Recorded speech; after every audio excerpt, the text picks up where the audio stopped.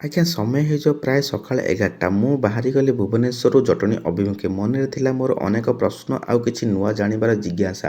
ଏହିସବୁ ପ୍ରଶ୍ନ ଆଉ ଜିଜ୍ଞାସାକୁ ସମାଧାନ କରିବା ପାଇଁ ମୁଁ ବଢ଼େଇ ନେଲି ମୋ ଗାଡ଼ିର ସ୍ପିଡ଼୍। ହେଲେ ମୋ ସ୍ପିଡ଼୍‌କୁ ପୂର୍ଣ୍ଣଛେଦ ଦେଇଥିଲା ଏହି ରେଲୱେ ଗେଟ୍। କାରଣ ଟ୍ରେନ୍ ଆସୁଥିବାରୁ ଫାଟକ ବନ୍ଦ ଥିଲା। କିଛି ସମୟ ଅପେକ୍ଷା କଲା ପରେ ରେଲୱେ ଗେଟ୍ ଖୋଲିଲା ପରେ ମୁଁ ବଢ଼ିଥିଲି ଆଗକୁ। ସମସ୍ତଙ୍କୁ ମୋର ନମସ୍କାର ଆଉ ଜୟ ଜଗନ୍ନାଥ। ମୁଁ ଜିତନ ସ୍ୱାଗତ କରୁଛି ମୋର ଏହି ଛୋଟିଆ ବ୍ଲଗ୍‌ରେ।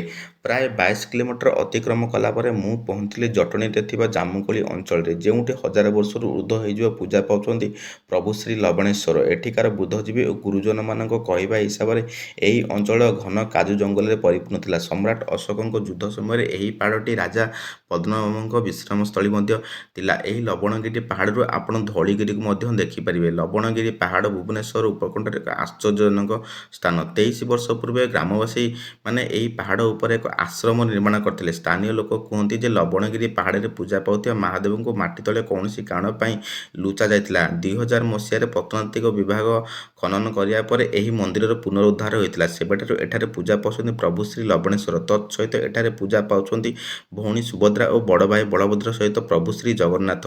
ମୁଖ୍ୟ ମନ୍ଦିରର ଦୁଇ ପାର୍ଶ୍ୱରେ ରହିଛନ୍ତି ମା ବିମଳା ଓ ଲକ୍ଷ୍ମୀଙ୍କ ମନ୍ଦିର। କଥାରେ ଅଛି ସୁନ୍ଦର ତୃପ୍ତିର ଅବସାଦ ନାହିଁ, ଯେତେ ଦେଖୁଥିଲେ ନୂଆ ଦିଶୁଥାଏ। ମହାପ୍ରଭୁଙ୍କୁ ଛାଡ଼ି ଆସିବା ପାଇଁ ମନ ତ ନଥାଏ, ହେଲେ ସନ୍ଧ୍ୟାର ପରଶ ଘରକୁ ଫେରିବା ପାଇଁ ଆଦେଶ ଦିଏ। ଏହାପରେ ମୁଁ ଧୀରେ ଧୀରେ ଫେରିଆସେ ମୋ ଘରକୁ। ଯଦି ମୋର ଏହି ଛୋଟିଆ ବ୍ଲଗ୍‌ଟି ଆପଣଙ୍କୁ ଭଲ ଲାଗିଥିବ ଗୋଟେ ଛୋଟ ଲାଇକ୍ ଆଉ ସବସ୍କ୍ରାଇବ୍ କରିଦେବେ। Thank you. ଜୟ ଜଗନ୍ନାଥ।